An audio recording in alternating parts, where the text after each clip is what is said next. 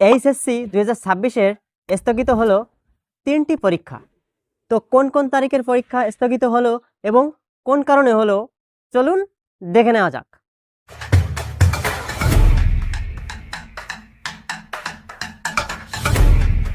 At first আপনি আপনার Chrome ব্রাউজারটি open করবেন।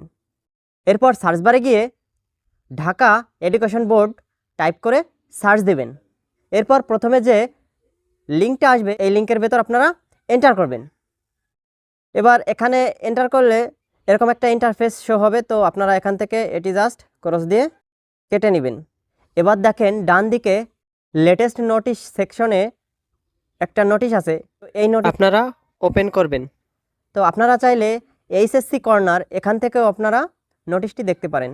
তো আমি নোটিশটির ভিতর এন্টার করি। দেখেন এখানে একটা পিডিএফ ফাইল ডাউনলোড করতে বলতেছে। তো আপনারা ডাউনলোড আইকনে ট্যাপ করে এটি আপনারা ডাউনলোড করে নেবেন। ডাউনলোড হচ্ছে, দেখেন আমার ডাউনলোড কমপ্লিট। তো আমি গুগল ড্রাইভের সাহায্যে ফাইলটি ওপেন করি। দেখেন এই হচ্ছে আপনাদের পরীক্ষা স্থগিত হওয়ার নোটিশ।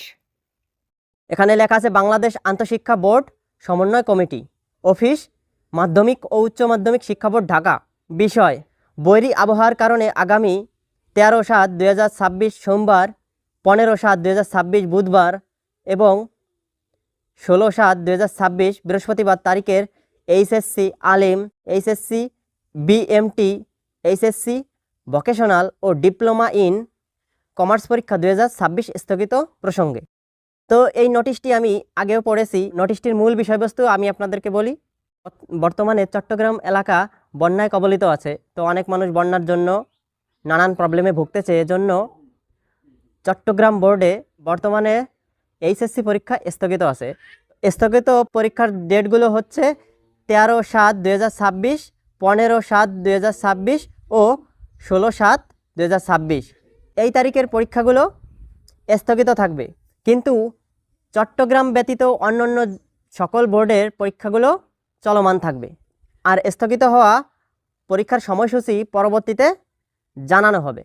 তো এই হচ্ছে মূলত বিষয়টি।